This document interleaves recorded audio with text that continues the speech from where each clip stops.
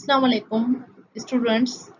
Today's session is going to be very interesting and beneficial to those students who are still confused and find difficulty to make nursing diagnosis. As you know that nursing diagnosis is not easy task, and majority of nursing students don't know that how many nursing diagnoses may be important for the single one patient. Nursing students हमेशा परेशानी देखें clinical duties पे कि nursing diagnosis a patient की कितनी बनानी चाहिए। तो मेरी एडवाइस ये है स्टूडेंट से कि जब भी आप क्लिनिकल पे जाते हैं तो सबसे पहले आपने पेशेंट की असेसमेंट करनी है।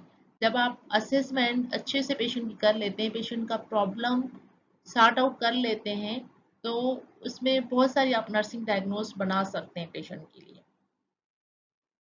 सबसे अच्छा तरीका यही होता है नर्सिंग डायग्नोस बनाने का कि आपने असेसमेंट पेशेंट का किया, उसके बाद पेशेंट के जो मेजर इश्यूज हैं, जो मेजर प्रॉब्लम्स हैं, उसको हम राइट डाउन करते हैं और उसको मेडिकल डायग्नोस के साथ हम मैच करके देख रहे होते हैं कि जो हमने क्लिनिकल जजमेंट की है पेशेंट की, या जो पेशेंट के साइन और सिम्टम हमें नज़र आ रहे हैं, या जो पेशेंट हमें रिपोर्ट कर रहा है वो मेडिकल डायग्नोस से कितना मैच हो रहा है, और हमारे जो साइन सिम्टम्स हमने जो जज किए हैं या ऑब्जर्व किए हैं वो मेडिकल डायग्नोसिस के साथ कितने रिलेटेड हैं, और उसके अलावा और क्या क्या प्रॉब्लम्स पेशेंट को हो सकती हैं।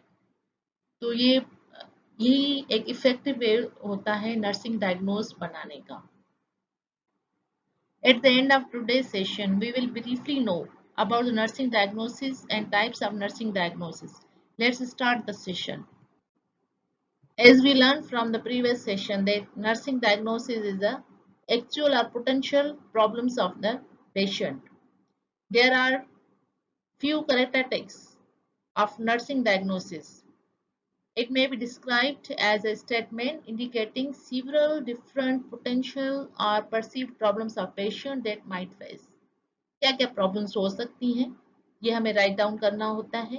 जैसा कि पेशेंट को फीवर है, पेशेंट किसी इन्फेक्शन के साथ आया है, पेशेंट को टेकिकार्डिया हो रहा है, पेशेंट का ब्लड प्रेशर हाई जा रहा है, पेशेंट रेस्टलेस है, पेशेंट एंजाइटी में है, पेशेंट स्ट्रेस में है।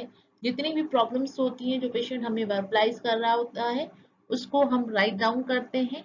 जो वो परसीव कर रहा है या उसको एक्चुअल में प्रॉब्लम है वो सब हमें राइट डाउन करनी होती है।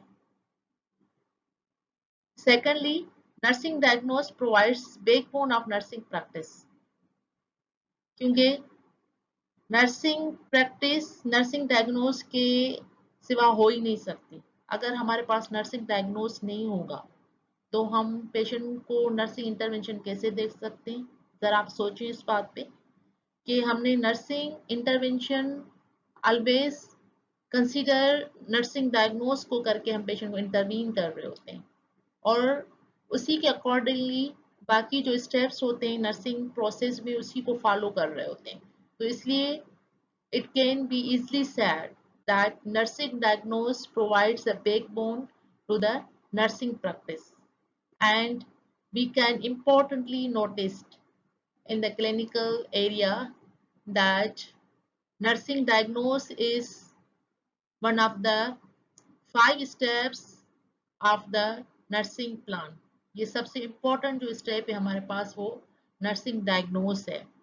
अगर हमने नर्सिंग डायग्नोस सही नहीं दिया पेशेंट को तो नर्सिंग इंटरवेंशन भी हमारी करेक्ट नहीं बनेगी।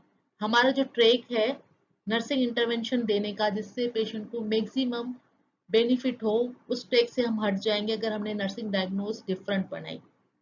तो बहुत सारे स्टूडेंट्स क्या कर रहे होते हैं कि नर्सिंग डायग्नोस ऐसी पेशेंट की बनाते हैं जो कोई पेशेंट का कोई एक्चुअल या कोई पोटेंशियल प्रॉब्लम नहीं है, यानी कि जो उसका मेडिकल डायग्नोस बना हुआ है उसको देखते ही नहीं है और अपनी कोई नर्सिंग डायग्नोस कहीं बुक से देख के बना ली।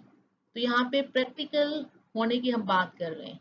जो चीज़ें हम क्लिनिकल एरिया पे देखते हैं उसी को ही हमें फॉलो करके नर्सिंग डायग्नोस बनानी होती है। कुछ चीज़ें हैं जो कि बुक्स में लिखी होती हैं उसी को हम अगर देख के नर्सिंग डायग्नोस बनाए और एक इमेजिनरी हमने नर्सिंग डायग्नोस बना दिया और क्लिनिकल फाइल जो है वो हमने पूरा फुल कर दिया, तो इससे कोई फायदा नहीं होता, नहीं स्टूडेंट्स को अच्छे मार्क्स मिलते हैं एग्जाम्स में।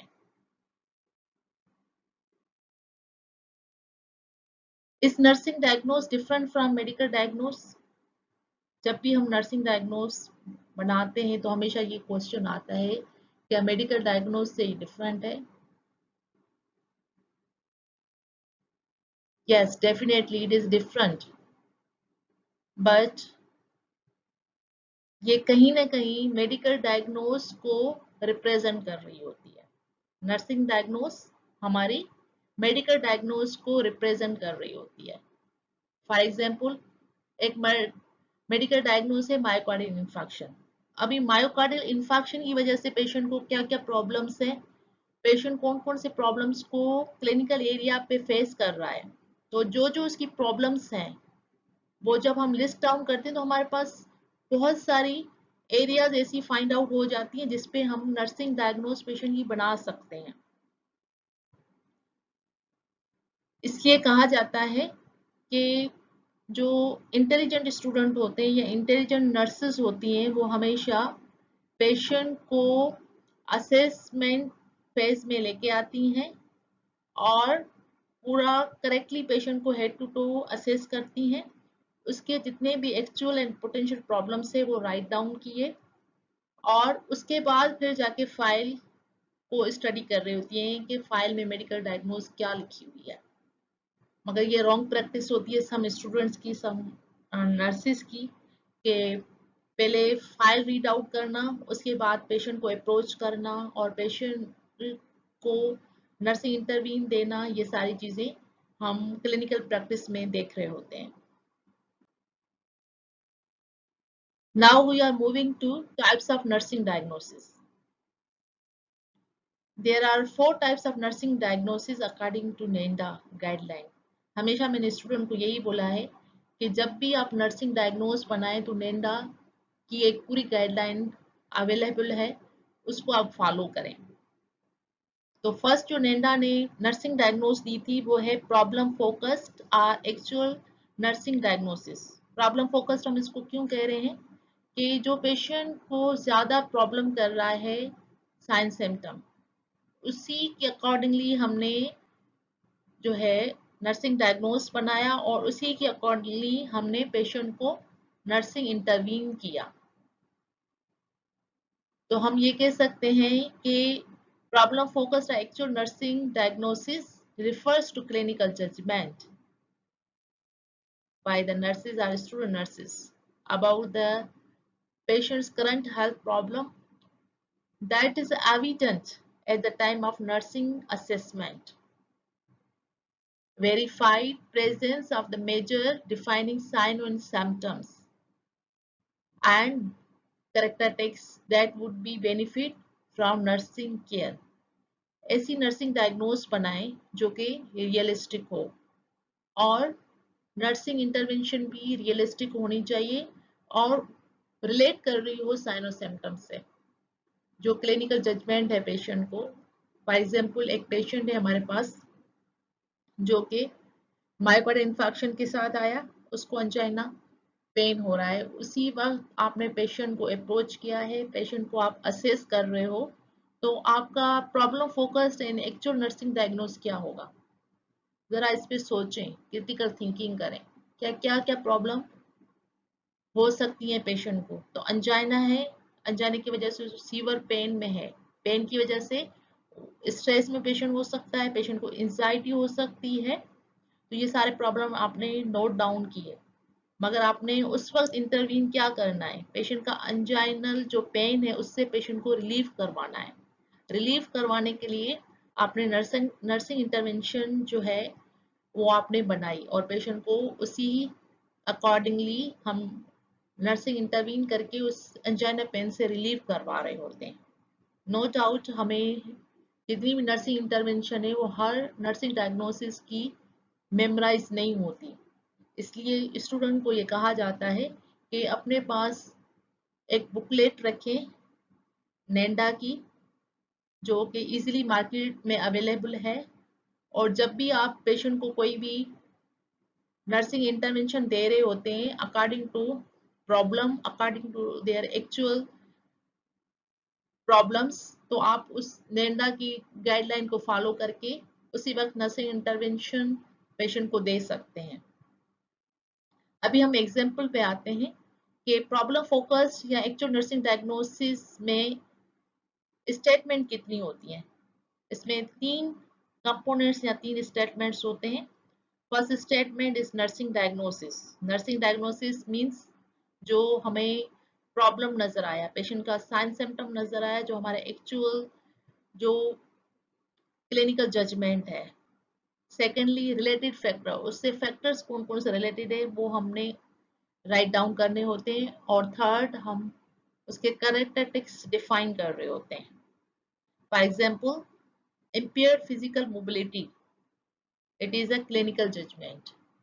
And second statement is related to decreased muscle control. Physical mobility empire हुई है, उसकी वजह से क्या हुआ है, मसल जो कंट्रोल है वो हमारा कम हो गया है, as evidenced by inability to control lower extremity. अब एविडेंस हमें क्या मिला कि हम लोअर एक्सट्रीमिटीज को हम यूज नहीं कर पा रहे हैं। तो समटाइम हम रिलेटेड फैक्टर्स वर्ड कनेक्ट करते हैं और समटाइम एविडेंस बाय यूज कर रहे होते हैं। Both are correct, both can be used. Second type of nursing diagnosis is risk nursing diagnosis. It is clinical judgment about a client's health problem that does not exist at the time when the nurses are doing assessment, but there are risk factors that might cause the problem to develop except when nurses intervene.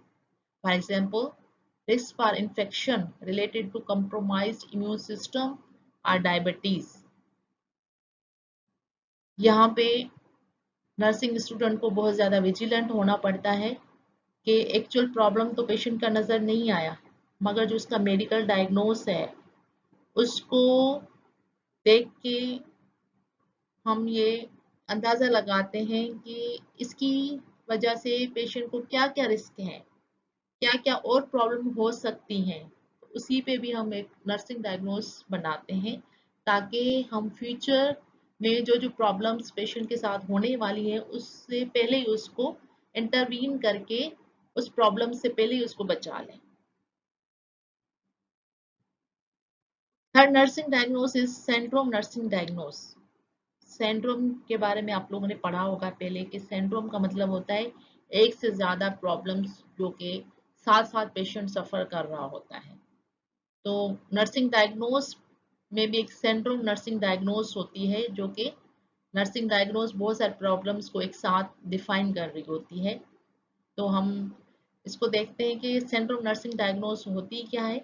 It is a statement of clinical judgment of nurses that is associated with collection of predicted high risk or actual nursing diagnosis related to a certain situation or event.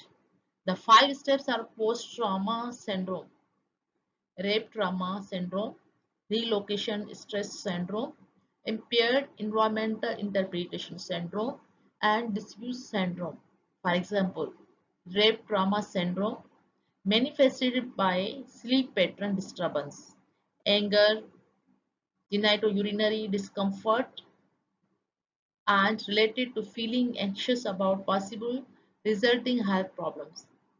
Students आप इसमें देख सकते हैं कि इसमें बहुत सारे clinical judgement हैं।